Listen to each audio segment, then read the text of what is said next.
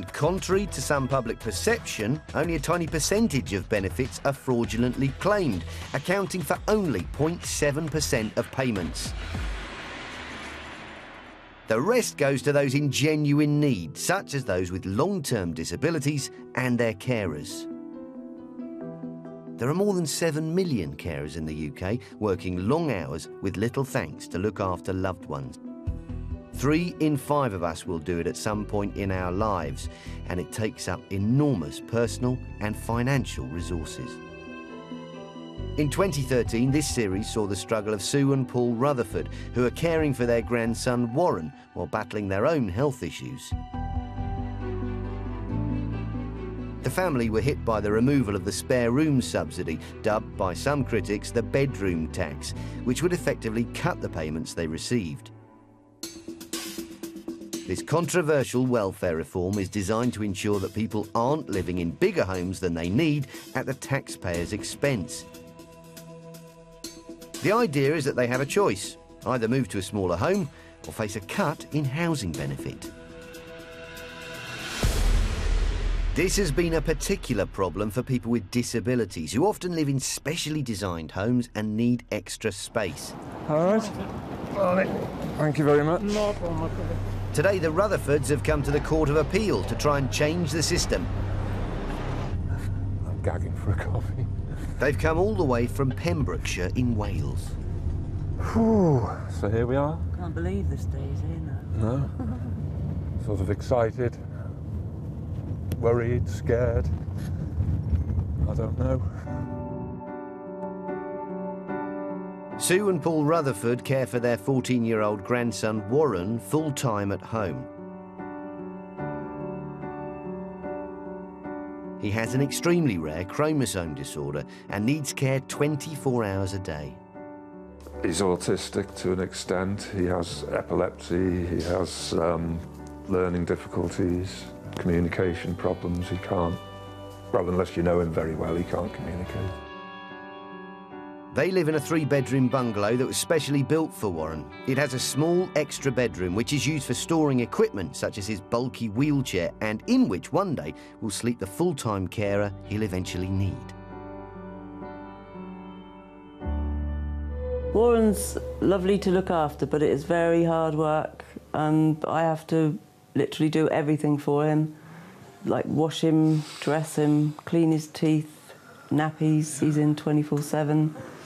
I think we feel more about it than he does, probably, you know. Oh, if only Warren could walk, if only Warren could talk, but having not ever done it, we don't really know how he feels about that. As full-time carers, the family's reliant on benefits, so they don't have a penny to spare. But in 2013, they were shocked to discover they would lose around £60 a month for having the extra bedroom under the new welfare legislation. It was money they simply couldn't afford.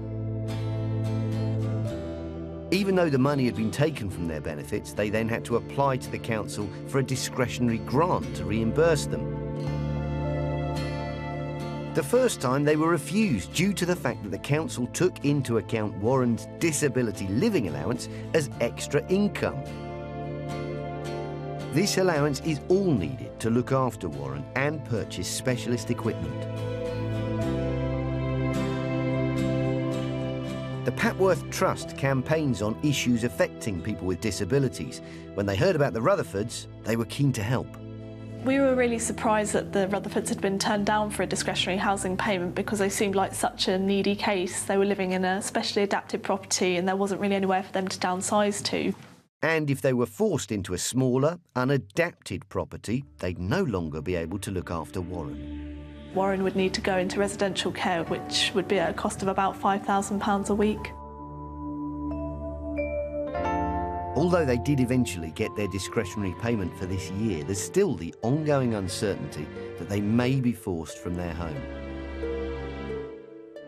Their plight caught the attention of another charity, Child Poverty Action Group, who agreed to help them. They want to change the law so that a child with severe disability, such as Warren, is entitled to the extra space in his home to meet his needs. Well, the best case scenario is that we win the case and the judges order the government to change the law to exempt families with disabled children from this spare room subsidy, as they call it, but everybody else in the UK knows it as the bedroom tax. As the family walk into court, the media waits with anticipation. We just hope that for us, for all the other families out there, that the judge and me today... This is an important case today. There are a significant number of children in the UK who are so severely disabled that they need carers to come and stay overnight. This case has the potential to benefit all of those families. As for how it's gone, who knows? It's, well, I was going to say it's in the lap of the gods, but it's in the lap of the judge now. You know, we don't know what's going to happen. We don't know when we're going to get the judgment, so it could be, you know, next week, week after. No idea. Paul and Sue worked tremendously hard to look after their grandson, Warren.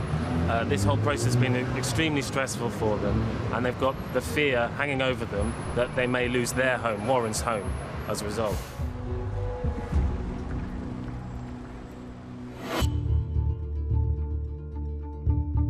Two weeks later, the Rutherfords were informed that they'd lost their case at court.